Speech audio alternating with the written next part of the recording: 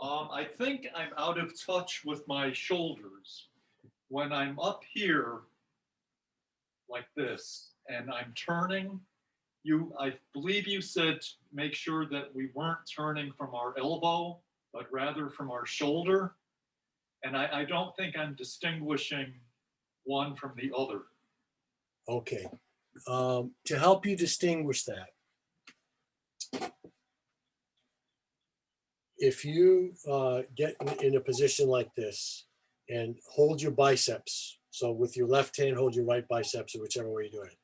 So now, if I do this, that's coming from my elbow, and you're not probably feeling any turn in your biceps, right?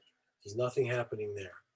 But if you get your shoulder blade to cause that turn, you can even see, look what's happening to my hand here. So one, I'm going to do it the way I just did it. So first, it's just going to come from my elbow. So coming from my elbow, this hand doesn't move at all.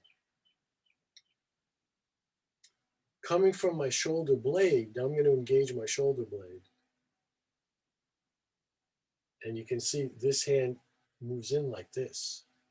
So is it a matter of dropping my shoulder blade a bit? Dropping my Yeah. So when you're here, that's exactly, remember I gave you this illustration before. So yeah, you want to drop your shoulder blade in the back, and dropping your shoulder blade in the back causes this rotation to go through your entire arm. So if you get a sense of connection through your whole arm, and that's, connection is a word that I will use frequently throughout the coming months.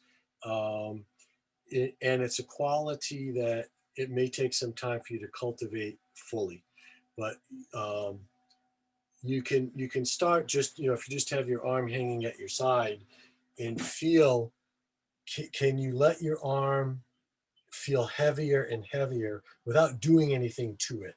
And that heaviness, if you get that sense of heaviness, you'll feel like gently pulling on your shoulder blade, and getting your shoulder blade to be moved by your arm in this case gives you that, by the weight of your arm, gives you that some sense that there's a connection throughout your entire arm that connects to your shoulder blade. And then much later on, you'll feel that connection connecting to your spine itself, which we don't need to worry about right now.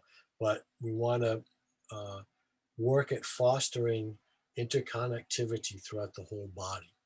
And right now we're looking at how we interconnect through the arm. So yeah, when I'm here like this, my shoulder, so here I'm going to put my fingers on my shoulder blade. I don't know how clear, how visible this will be, but so here, first, I'm not going to drop my shoulder. I'm going to disconnect my arm and just turn from my elbow. And you see that my left hand isn't doing anything. This hand is just staying still. Now I'm going to drop from my shoulder blade.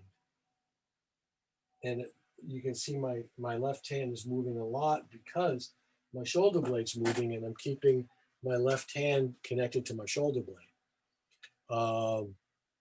This is another one of those things you can do against the wall, so you can feel your shoulder blade dropping if you're against the wall.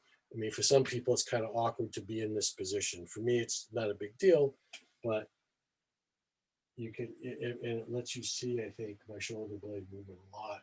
Whereas this is just coming from my elbow. Right.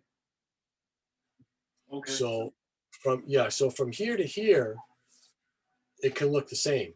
Right. This is coming from my elbow. This is coming from my shoulder blade. Mm-hmm. But the shoulder blade gives you that it engages all the tissues of your upper arm. It engages all of the tissues in your shoulder girdle. And it engages all of the tissues that attach to your shoulder blade, which by extension attach to your spine. So it's something that you have to work at. It's a very understandable thing, because most of us don't have any connection to our shoulder blade.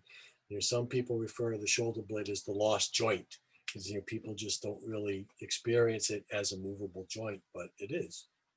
Okay, thank you. Sure.